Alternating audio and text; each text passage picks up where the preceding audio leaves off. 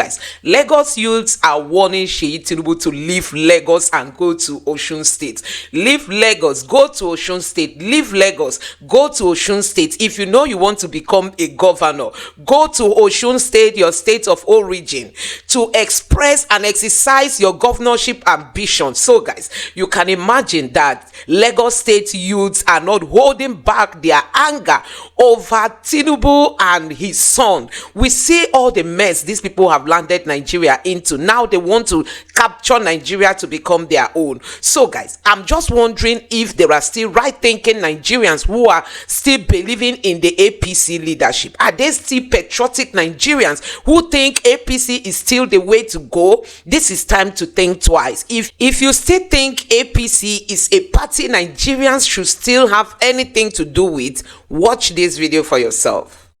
Today, one egg is 250 to 300 naira. Just one egg. In 2014, Nigeria had a GDP of about $574 billion. And today, it is estimated to be slightly above $200 billion. And this is just, 9 years. Now, what they tell you is that all of this is either because the economy was already in shambles or that the previous administration was just grossly incompetent.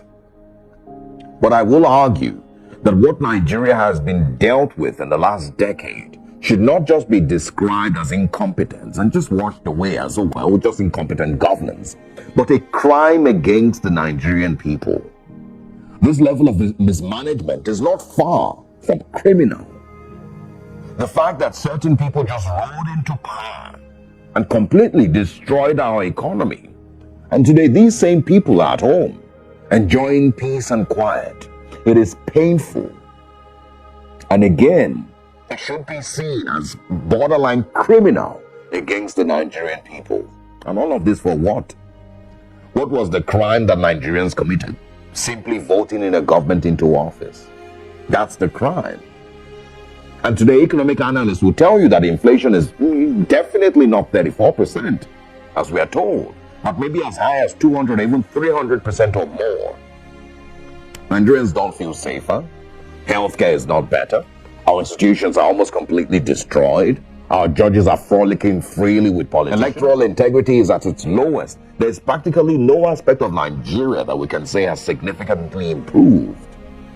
And again, what is the crime that Nigerians committed as a people to deserve this level of depletion in our institutions and in our economy in just 9 years? These people practically ruined your country. And again, I don't think that it should be seen as just a couple of years of incompetence. Well, forget about it. To completely destroy the lives and living conditions of a people like this should be seen as a crime against the Nigerian people. Also, in case you don't know, Bode George has told Tinubu and Atiku not to run in 2027. He has told them that they are old enough to be elder statesmen. They should sit down, calm down their energy and desire to become another president in Nigeria. They should convert that energy to advising the youths, especially for Atiku. I want you to take a look at this. Don't forget that Nigerians are blaming Atiku for where we are today. That if Atiku had not come into the race, it would have been very easy for Peter Obi to have won. But do you agree with that? Since it was a deal between Tinubu and the INEC chairman, do you think Peter Obi would have actually won should Atiku not be in the race? Let me allow you listen to the advice Bode George gave to Atiku. Take a look. Now to Atiku, my advice is this. You will be 81 years old in 2027. And you have been contesting for the presidency since 1993. This is the time for you to calm down and act like an elder. I appeal to you in the name of the Almighty Allah that you serve to take it easy and leave everything for posterity.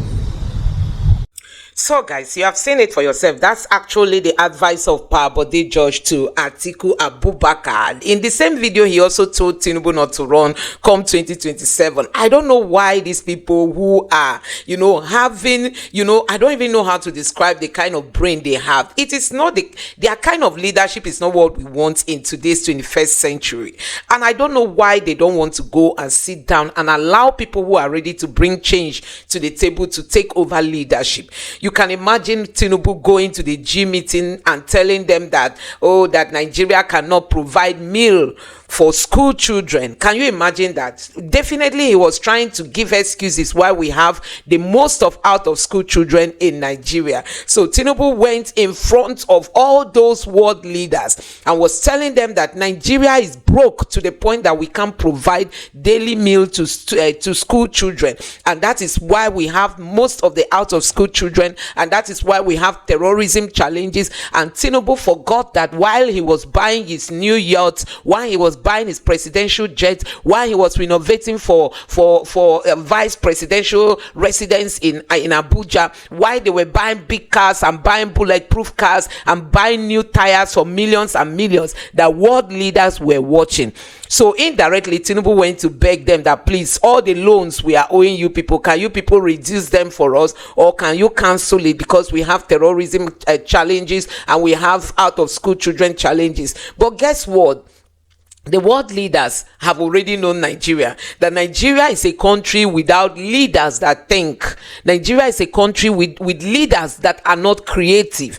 Nigeria is a country that prefers to borrow. Can you imagine, since Tinubu came into leadership, there is no creativity in his government. Nobody is thinking outside the box on how to make this country better. Nobody is thinking on how to make life easy. Nobody is thinking of new job opportunities for Nigerians. Tinubu just kept borrowing. And as it stands now, as I'm talking to you now, there is a new request at the National Assembly for more borrowing, and Senator Ndume is challenging Tinubu for this new borrowing, that he should stop borrowing. Honestly, it will get to a point where some of these senators, especially those of them from the north, they will resist Tinubu's borrowing, and at that time Tinubu will know that, Nigeria no be Ghana. I mean, Tinubu will not have any other option on how to fund his deficit in the budget. So guys, you can imagine all these old leaders, coming into power when they cannot sit down, think out of the box on how to manage our country better, how to make life for Nigerians better. They don't know anything when it comes to leadership. Look at Tinubu now. If he's in the country, you don't know. If he's outside the country, you don't know. You don't feel his presence. You don't feel.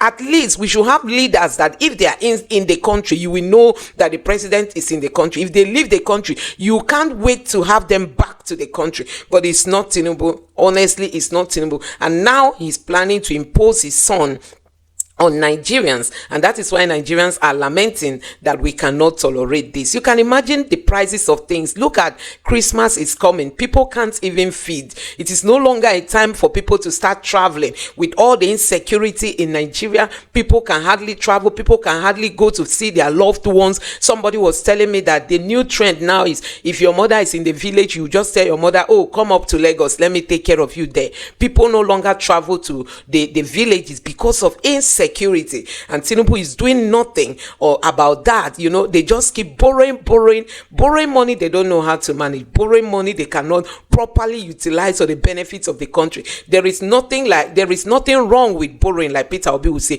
but when you borrow for the wrong purposes, when you borrow to pay salaries, when you borrow to buy vehicles. Look at Tinubu's wife is occupying the office of the first lady. If we were to have a good leadership, there won't be that office, because it's not constitutionally backed, and then all the money that is channeled to that department will be used for something else. But now we have the wife of the first lady office, and do you know how much will be channeled, will be going to that department every month, at least to pay the workers under her, at least to do other things that they want to do. This is a country that is dying of hunger. This is a country that can barely eat. So guys, I don't know what you make of what is happening in this country. I don't know what you think of Tinubu trying to impose his son on Nigeria, even though he has the worst of performance as the president of Nigeria. Let me know your thoughts in the comment section below. Please don't forget to subscribe to the channel, turn on the notification bell. Please give this video a like so that YouTube can recommend it to others, and drop your thoughts in the comment section below. Thank you.